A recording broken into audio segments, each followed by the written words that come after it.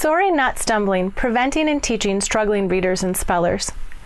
In the United States, 2/3 of 8th graders struggle with reading skills. Even more struggle with spelling. It is called the literacy crisis. In this presentation, we will be discussing methods for helping these students to master the foundational skills of reading and of spelling, and understanding at a heart level why they may be struggling. One of the most common reasons that students struggle with reading and spelling is a misunderstanding about the print-to-speech connection. Understanding print-to-speech begins with understanding the concept of phonograms.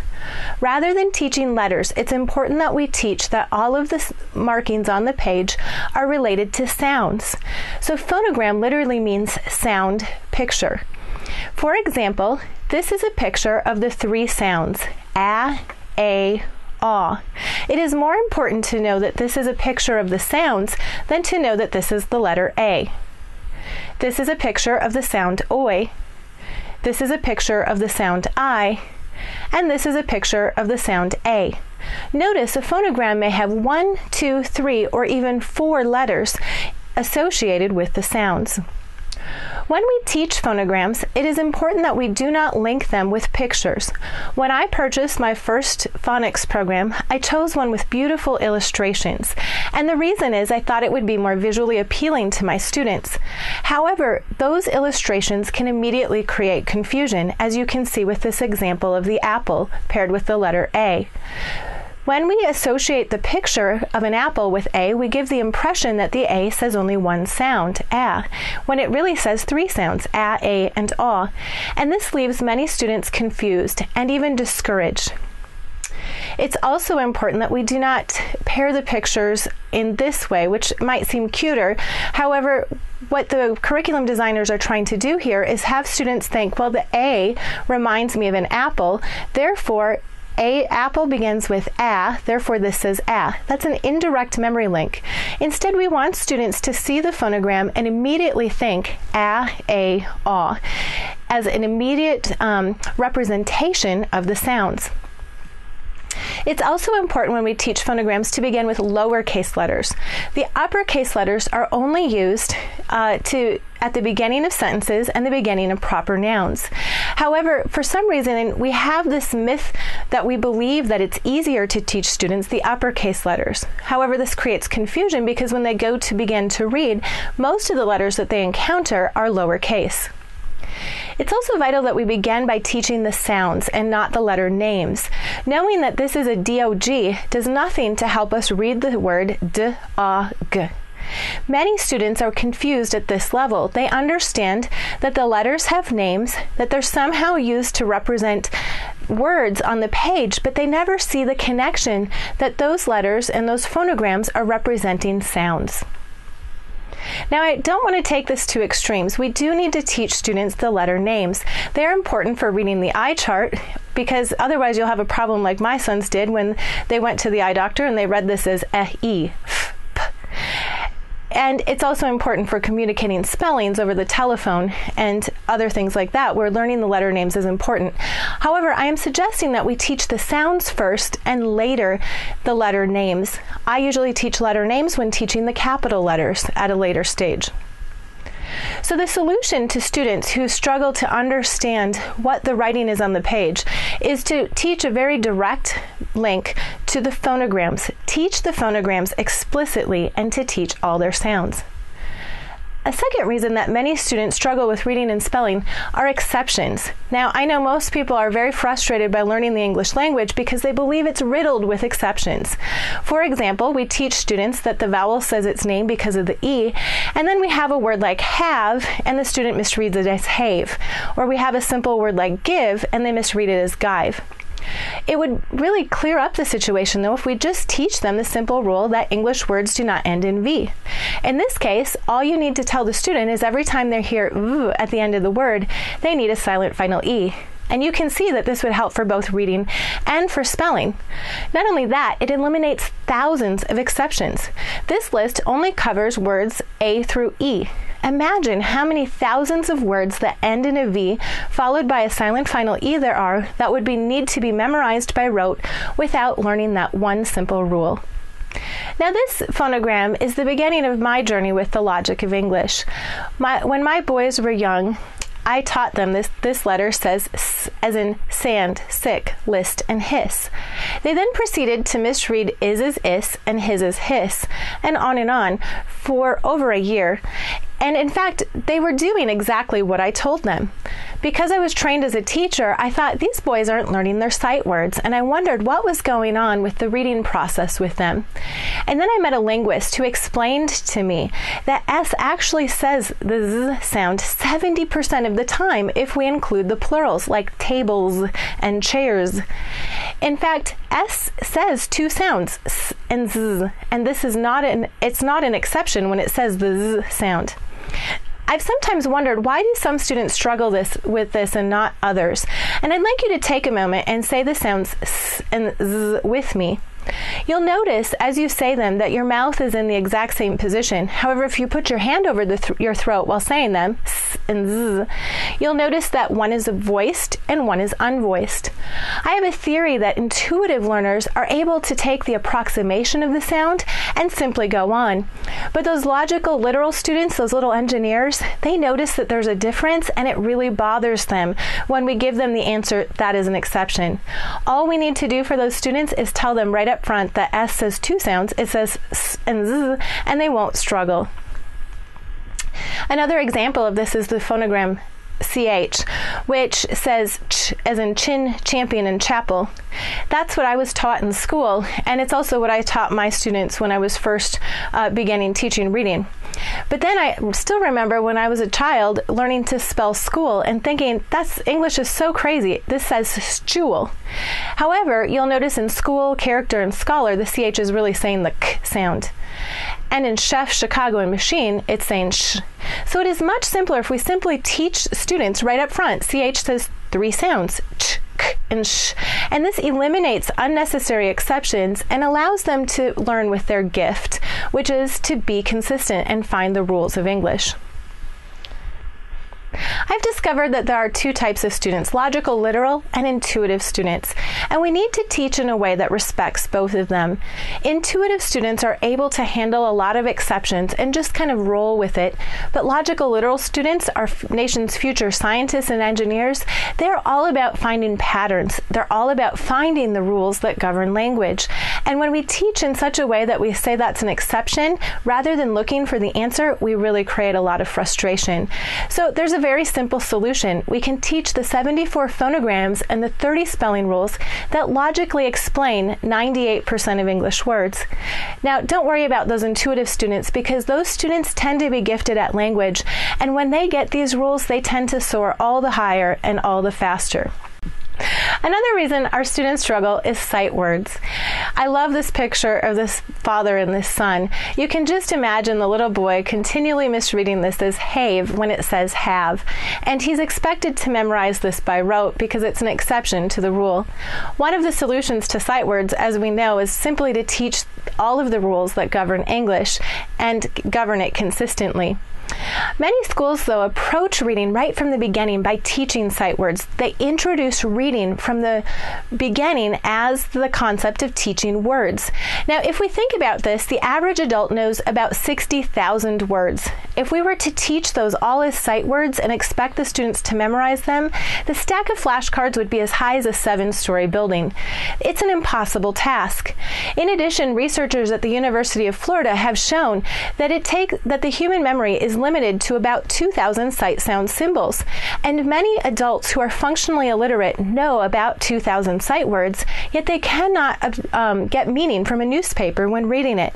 And yet these students have been successful at the task given to them. They have successfully memorized 2,000 sight words. Also, when we teach sight words, many students become confused and believe the symbols on the page represent words, not sounds. The solution to this is phonemic awareness. Students who lack phonemic awareness often appear to be guessing wildly when reading. I don't know if you've had this experience, but you're reading along with a child, and they start pulling out of words out of no place, and you think, well, where did you get that from? Well, the issue is they don't really understand that the symbols on the page represent sounds and not words, and many of those students have been taught to guess from context when they don't know what the word is. The best way to teach phonemic awareness is to begin by teaching how to glue words together. Now, gluing words together is very simple. I do this without any context of print. I'll simply give students a word, and I'll say, I'm going to unglue it, and I want you to glue it back together. So, for example, what is it? Chair. How about light?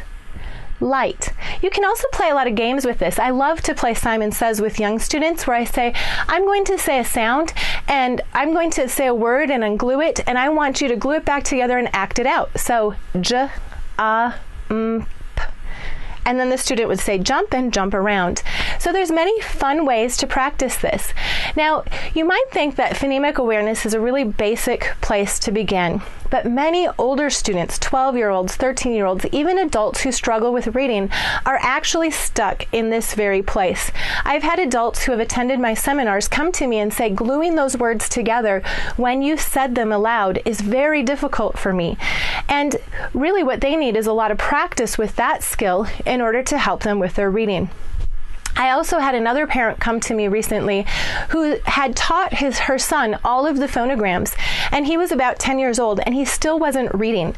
And she then began to teach him these phonemic awareness activities, and within a week he was reading chapter books because he already had all of the pieces. He just didn't have the ability to glue words together. So phonemic awareness is a really key foundational step, and make sure if you have a struggling reader or speller to go back and revisit these concepts and see if they can glue words together. Now, the concept for spelling would be ungluing words, and this is just the reverse. You would say to the student, I want you to say a word that you unglue, and then I will guess what you are trying to say. Now, this is the key component for spelling. There are several games that you can play, such as Scavenger Hunt, Simon Says, and Choose the Picture. These are available in the Essentials curriculum on the Logic of English website and are integrated into all of our programs. Another reason many students struggle with reading and spelling is confused directionality and reversals.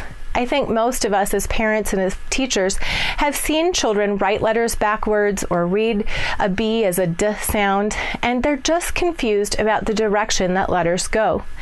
It's important when we consider reversals and directionality to understand that reading has an element of visual muscle memory. Visual muscle memory has nothing to do with intelligence. It's just that in order to read, you have to have eye muscles that are developed well enough that they work together, and in English are able to read in the direction of reading and writing left to right. Now, in some languages, it may be up to down, up and down, or in the case of Arabic, right to left. But the eyes actually have to be trained to move in that direction and to work together. One sign that a child is struggling with visual muscle memory issues is if they are reading a book to you and it seems like they keep looking at the pictures. And I know that with my son who struggled with visual muscle memory, I kept saying to him, would you just pay attention? What's wrong? Come on, we're trying to read the words here. And then it began to dawn on me that the strongest elements on the page are really the pictures. If you're a graphic designer, you know that you've designed these pages and these pictures to have a focal point. Well, the words on the page are not the focal point, it's the images. And so the student, if they struggle with visual muscle memory, their eyes will be involuntarily going back to those pictures. And a very simple solution would be to take a piece of paper, to cover the image with a blank piece of paper, and then to help the student, have the student go on and practice reading. For students who are really struggling, it's sometimes helpful to take two pieces of paper and to cover both the picture and then all the other lines, so just one line of text is showing, so that they can see that line of text and focus on it and keep going. Now, many students who struggle with visual muscle memory are so relieved by this that when they get a book, they will actually go and get the piece of paper because they want the visual relief of knowing exactly where they need to focus. And as they develop, they'll be able to let go of the paper as their muscles get stronger. As parents, we also need to understand, and as teachers, that visual muscle memory takes time and takes practice to develop. Just like a musician learning to play an instrument, you would never expect a child to sit down and just immediately begin to play the piano. In the same way, we need to have children have many, many opportunities with practice to strengthen and develop the muscle memory needed for reading.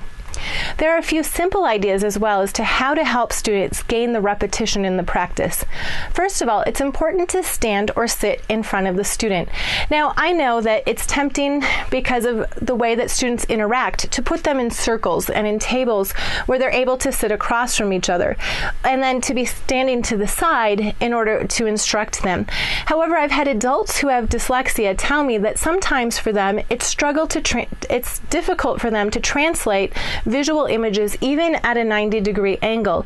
So we need to be aware of this with young students who are developing. We don't know which student is going to have difficulty sitting at a different angle, and just simply stand in front where they have a clear image of what we're trying to teach. It's also important that we do everything in the direction of reading and writing. When we're writing on the board, we should cross our T's in the direction of reading and writing. When we're erasing a board, we can erase in the direction of reading and writing. Students' eyes will be involuntarily following these directions and these movements that we make with our hands, and they'll be gaining practice with the visual muscle memory of the direction in reading and writing.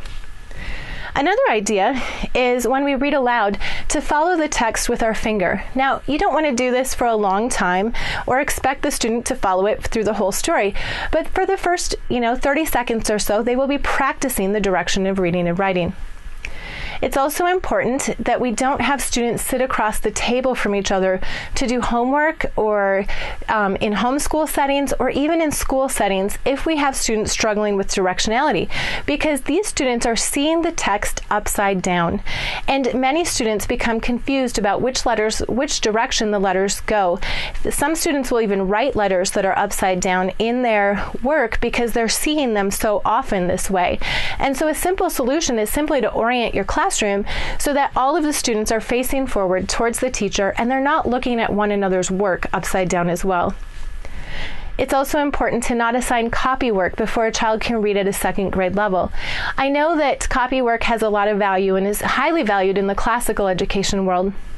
But if we assign it too early, it's really artwork. It's only when a student can read the text and then practice writing it from what they understand of the language and then go back and compare to what they've written that they're really gaining something from the copy work.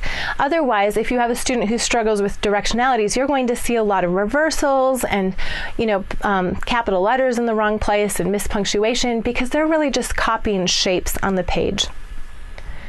I don't know if you've seen this, but I've had students that will misread sentences such as the cat is on the mat, the catty sun them at. What they're doing here is they're putting the end of one letter, or they're connecting the beginning of one word with the beginning or the end of the other, and they're confused about where words begin and end. Now, the solution to many of these directionality issues is really cursive. And this may surprise some of you, but cursive handwriting is frequently taught to students with dyslexia as one of the first ways to remediate. And there's a number of reasons for this. First of all, it's difficult to reverse B's and D's and P's and Q's in cursive. And so this solves one of the reversal issues. Also, words are connected, and so students, when they're writing in cursive, have a kinesthetic experience of where words begin and end. Each of the words are connected, and then they physically lift up their pencil to begin a new word, which helps them to understand how the spaces work and how words are formed in written language. In addition, cursive letters all begin on the baseline, the lowercase cursive letters do, whereas the manuscript letters begin in 8 different places. When we teach students manuscript first, we have to teach them a type of writing that requires far more lifting up of the pencil. It requires students to know where to place the pencil to form the next letter, and it requires far more fine motor skill. Well, many young students are fine motor challenged, and also many students who struggle with reading also struggle with handwriting. So when we solve some of the handwriting issues, we actually are helping them with reading, because writing is the kinesthetic experience of words. It may surprise you as well, but historically, cursive was taught first in the United States until the 1940s and is still taught first in much of Europe, actually all of Europe except for England. And even many of the children's books in France and in other countries are printed in cursive in order to reinforce cursive handwriting for young students. Now, I am not saying that children in these countries only read books printed in cursive. In fact, most of their books are still printed in bookface. But I show these examples to point out how other nations began with cursive, because cursive was type of handwriting designed for the human hand, whereas printing was designed for the printing press. Just a few tips when you're teaching handwriting: begin with large motor movements that generate from the elbow, give clear and explicit instructions, and do not have students do those tracing exercises. Another reason many students struggle with reading and spelling is a lack of regular and consistent practice. We fail to teach reading to mastery. You know, it's kind of like this. If we have a child who's just learning to ride a tricycle or has training wheels on, there's no way that we would give them a unicycle and say, wow, you're learning to ride a bike, you're ready for this. Well, that would be ridiculous. But for some reason, we begin to teach students the phonograms, and we may teach them A through Z, and then we say, you know what, you're ready to read a book. And we sit down and we wonder why the child struggles with reading, because they don't have all of the pieces that they need. In addition, we don't practice with them on a daily basis, and we expect that maybe we've taught them this on Monday and then we get back to it on Thursday and they've forgotten. But learning is really a process of repetition over time, and we need to understand that we need multiple repetitions with material over time before students master it. I still remember living in Russia, and I was trying to learn Russian. There was one word that I learned immediately. It was the word ключ. I don't know why I learned that ключ means key, but I heard it and it instantly made sense to me, and I remembered it. However, there were many other words that I heard hundreds of times before I was able to master them. I don't think there's anything unusual in that, and yet we often are frustrated with students when they have an element that for some reason doesn't click with them, and we expect everything to be mastered instantaneously. But that's not really how learning happens. Also, there's many depths of learning, and it's important as we practice with students to practice across all those depths. The easiest thing to do is to have a multiple choice sort of situation.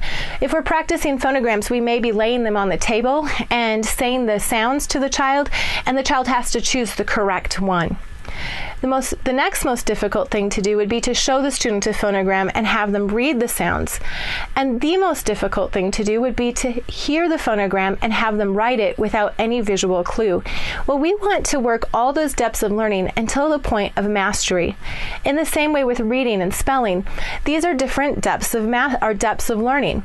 If you know how to read a word, you don't necessarily know how to spell it. However, if you know how to spell a word, you absolutely know how to read it. So we want to practice with students until they have mastered words at the level of spelling. Now, practice should always be fun, and for some reason many people think that when we practice something that this is going to be boring, but there are so many games that we can play. Logic of English has a phonogram and spelling game book, and it's a lot of fun. There's all sorts of active games and card games. So when we practice and when we learn, there should always be an element where students are enjoying it. It's also important to prioritize. I think too often in our schools and in our homeschools today, we think that students need to be learning science and history and all these other subjects, but if they're struggling with reading, it's really, really important that we set aside other things and focus on reading for a period of time so that they can master reading. Because students who struggle with reading are going to struggle with every other subject, even math, because so many math problems these days are word problems. So they need to know how to read well, and we need to prioritize our schedule. One of the best things my husband actually did for me when I had a student who was struggling with reading in the 3rd grade is he told me, you know what, if there's nothing else you do today but help the student with reading, you've accomplished something. Make this the highest priority of your day. And when I did that, and I made sure that that student had 1 to 2 hours of my time for reading instruction every single day, 5 days a week, what happened was within a few months, he was reading chapter books, but he needed that intense instruction 5 days a week, 1 or 2 hours a day over a period of a couple months. But it doesn't take that long if we simply prioritize and make sure that reading is the most important skill and make sure that that's what's getting the highest priority in our classrooms. Another reason some students struggle with reading and spelling is the learning style mismatch. There's a visual component to reading. The visual components are the shapes of the letters and the phonograms. There's also an auditory component. The auditory component of reading is actually speaking. Now, it may surprise you, but brain research has shown that strong readers are not primarily using the visual center of their brain. In fact, it is struggling readers who are using the visual center. Strong readers are using the language center, and they're actually processing the words that they're reading as if they're being spoken to them. So it's important when we teach reading to emphasize the auditory components to reading, which is speaking, and to make the connection between print and speech. There's also a kinesthetic component to reading. The kinesthetic component of reading is writing. And so students who are kinesthetic may learn to master how to read words by writing them. They actually experience the shapes of the letters, and that helps them to master them.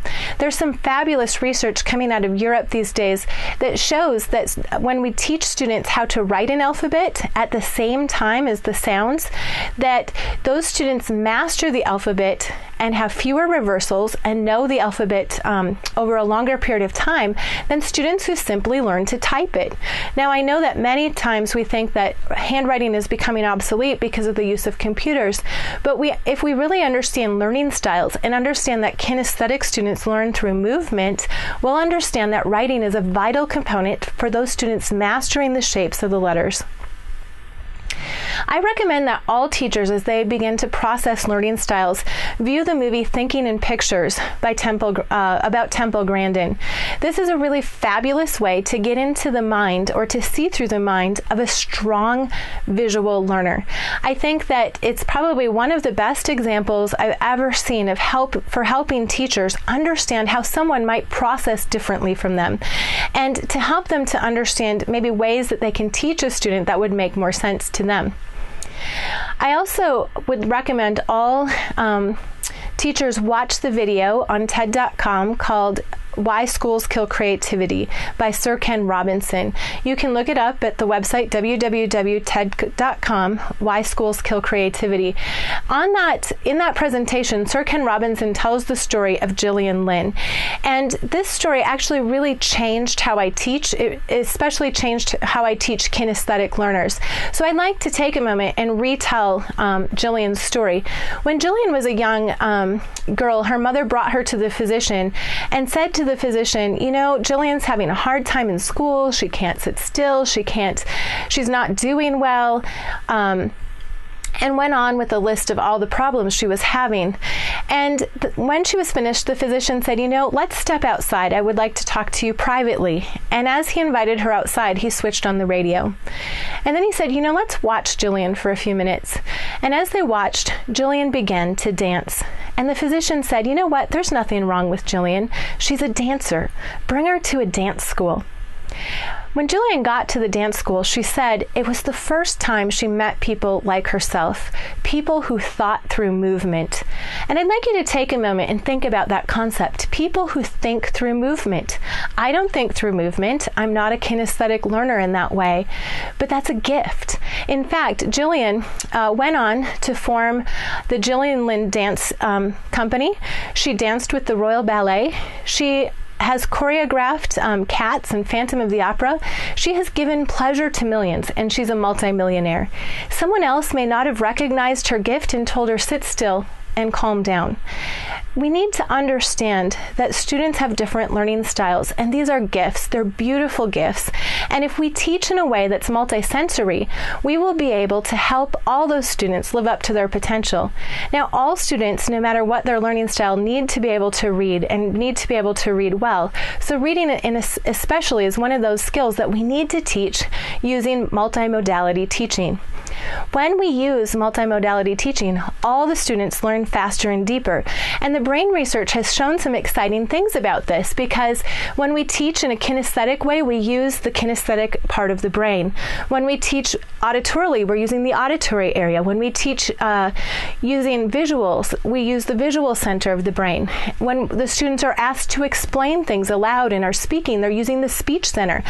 And if they use these areas all at the same time, they begin building synapses across them, and they're able to rely on their area of strength while building their areas of weakness. So all students benefit through multimodality teaching.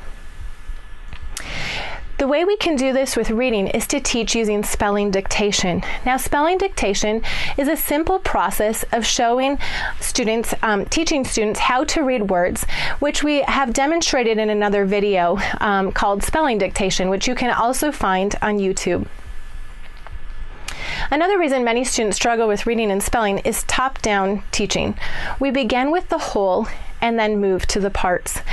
Sadly, this is the way most students are being taught to read or have been taught to read. We ask students to read books without ever really explaining the code to them. What we're doing in this case is we are asking students to do the work of a linguist for one of the world's most complex languages.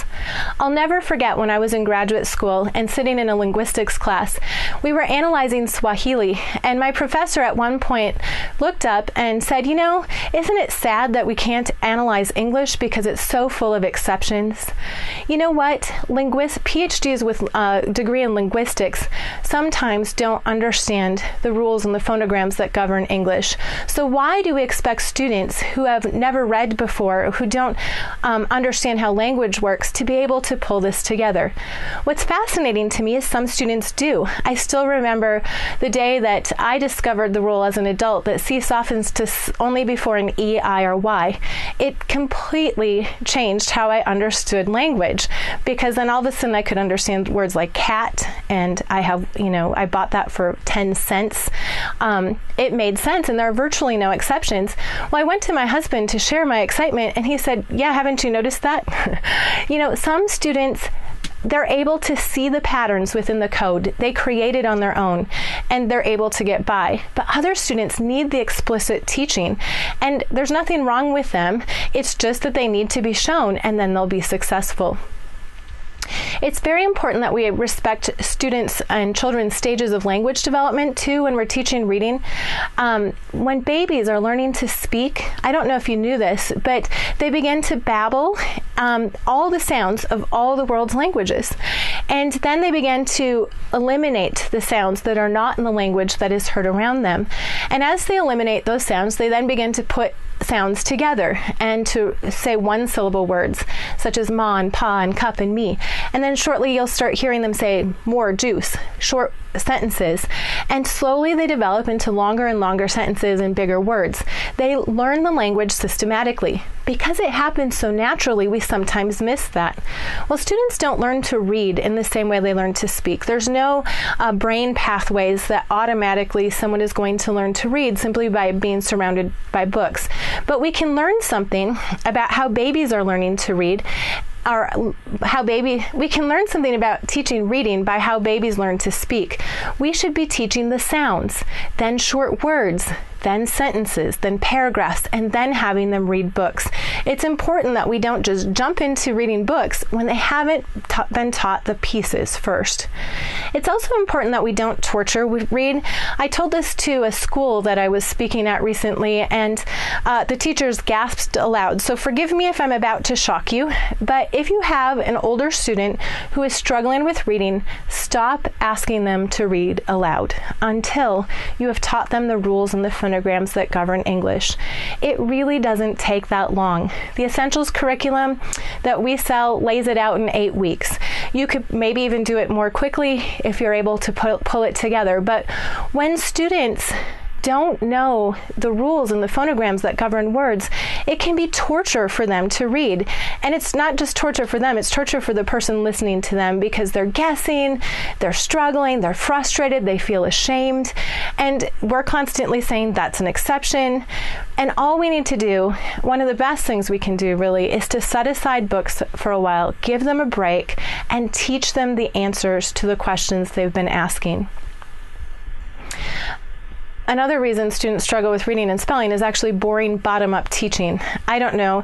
I've been in many classes where I'm bored to death. The teacher is droning on and on and on, and I'm like this girl gazing out the window because the teacher isn't connecting with me. There is no reason to teach the rules and phonograms in a way where the teacher is standing in front and the student is not engaged. Rather, good teaching guides the student to discover on their own and provides support so they cannot fail.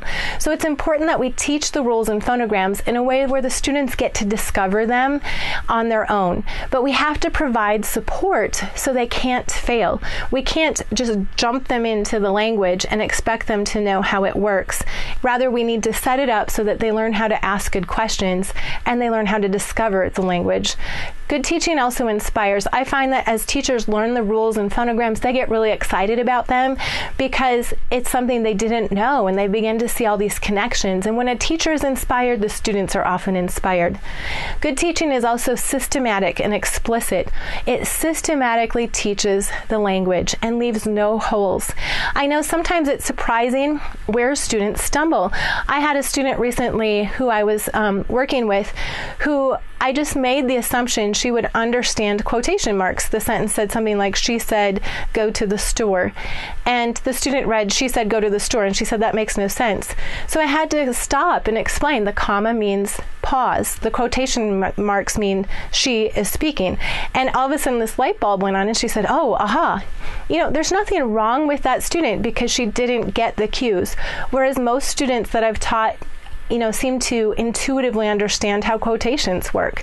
It's okay, but good teaching leaves no holes, and especially in the classroom, it's important to teach everything explicitly so that all of the students master it and don't have a hole in the foundation. Many students who struggle with reading and spelling are very, very cynical. And in fact, one of the most difficult things about teaching a struggling reader and speller is dealing with the emotions of shame and cynicism that they have. It's really important when teaching them to not get stuck on drilling phonograms. Though you need to begin by teaching phonograms, students will often feel like, oh yeah, I don't get the point of this. This is just another, gimmick of trying to help me and I'm not very smart. And rather, it's important to help them see the phonograms quickly and then move on to words. They may need to see these at work in hundreds, if not a few thousand words, to see that it really, really works and that it makes sense. Another way that I sometimes handle this is to show students a simple word like give or have and say, English is so crazy, this should say have, shouldn't it? And oftentimes you can start to hear their cynicism as you start to point out some areas where they've struggled, and then you can affirm them and you can say, you know what, you're right. That was confusing. In fact, that can become a place to apologize to the student and say, you've been taught reading in a way that doesn't make sense to you. In fact, I suspect you've been seeing some problems with the language and nobody's been answering those questions you have. I had a student, actually one of my own children, who was struggling, and I remember someone gave me the advice to apologize, and we were washing dishes, and I said to him, you know what, I'm really sorry. I realized that I taught you in a way that was really confusing and it didn't make sense. And, he began to say, yeah, it has been really confusing. And I said, I have sought some training and I've learned a lot of things about the language, and I don't think this is your fault. Would you give it another go with me? And he left that room completely lighter. Now, I'm not saying to teachers to feel guilty, and I'm not blaming teachers or parents for misteaching their students, because we cannot teach what we do not know. And we need to understand that it's not about guilt and transferring guilt to schools or to parents or to teachers or to anyone. You can only teach what you know, but we can go forward and we can use the material and the information to teach in a way that makes more sense to our students. Sometimes students struggle with reading and spelling due to disrespect and misunderstanding. I love this picture of this little girl. She's upside down. You know, you can just picture you're supposed to be having your lesson and the children are wiggling off their chairs and falling over. But it's important to remember that children's minds get full and they need a break, and we can't keep pushing. So often we expect young students to be sitting still for a really long time, or we don't understand a kinesthetic student's need to move and to learn through movement, or we don't understand that students, you know, might after half an hour need a break. I don't know if you've ever been at a conference all day where you're taking in lots of information, and by, you know, after lunch you're feeling kind of tired because your brain is working so hard. So it's important that we respect students' needs for break. We respect their needs for movement. It's also important that we understand that some students feel shame, and sometimes this comes out by acting it out, and we might interpret them as being disrespectful and discipline them. But it's important to really sense a student's heart and discover, is the issue something that they're feeling that they're not understanding, and is it that I need to work on how I'm explaining this to the student? Sometimes sometimes teachers also expect students to have the same learning style as themselves. And I know that it's really common for teachers to be the students who are good students in school. That's why we become teachers. We loved school. But there are many other ways to learn. There are many other perspectives in the world. And so it's important that teachers seek training and you know, watch some of the videos that I suggested to try to understand how other people think and how their students might be perceiving the world. Sometimes it's this child, though, who's being disrespectful. So I want to keep in mind that it's okay to say to a student, you know what, you need to wait over here. And when you're ready to do this respectfully for 5 minutes, then we'll move on. It's okay to have expectations of the student as well. And I can't help you sort out which is which. Unfortunately, there's no like magic formula for this. It's very tricky. And I know I've made my own share of mistakes thinking that a child was being disrespectful when really they weren't understanding, or all sorts of things. But, you know, the important part is to work through it together and try to figure out what's really going on, what's really underlying it all. It's also important to know what motivates your students. It's so funny because people are so different. Of my children, I have one child who, if I say, you know what, this is going to be really easy, she goes, well, then why would I want to do it? And so I have to say to her, you know what, this is going to be so hard, I don't think you can do it. And she'll put her hands on her hip and she'll go, yes, I can. And it'll be exactly what motivates her. But if I say to one of my other children, this is going to be really hard, his response is, yeah, you're right, it's too hard, I can't do it. And, you know, in a classroom situation, it's really tricky to know which is which and how to motivate students. But it's important to begin to get to know students and understand what it is in each one that motivates them. Remember, good teaching first inspires, but also use rewards and consequences. I want to end by talking about broken hearts. Many of our students who are learning to read and spell really struggle with shame about the language. They really are hurting. They feel badly. There are logical and literal students who have been told the wrong information and they really internalize there's something wrong with me, I'm stupid. There are strong auditory, kinesthetic, or visual learners who've not been taught using their motive strength and they think it's their fault that they're struggling. There's students who've had a lack of consistency in their teaching and they haven't had the support of someone who knows how to achieve mastery and depths of learning. And you know what? The student always internalizes in these situations that there's something wrong with them. So it's important when we have students in these situations to go to them and to express, you know, I see that this is part of the problem and I have a way that maybe we can solve this together, and to give them hope and then to take a step forward. If you would like more information about reading and spelling education, you can find more resources at www.logicoфenglish.com. You might especially want to check out Uncovering the Logic of English, which reveals the phonograms and spelling rules that explain 98% of English words, as well as our Essentials curriculum, which is really helpful for teaching struggling readers and spellers.